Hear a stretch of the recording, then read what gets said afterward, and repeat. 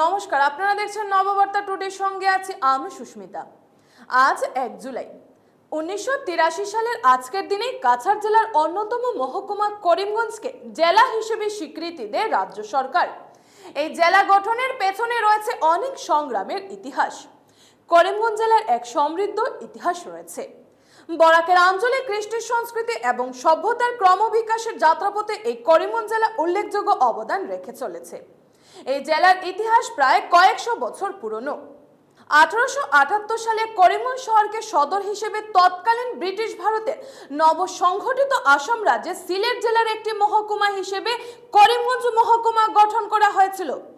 1947 সালে ভারতের স্বাধীনতার সময় হওয়া দেশ বিভাজনে সিলেট জেলা পূর্ব পাকিস্তানে বর্তমান বাংলাদেশ স্থানান্তরিত হয়।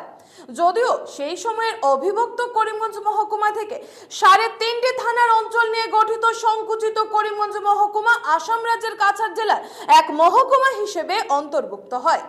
এই অঞ্চলগুলি ছিল রাতাবাড়ি থানা, পাথারকান্দি থানা, বদরপুর থানা ও করিমগঞ্জ থানার অর্ধেক অঞ্চল।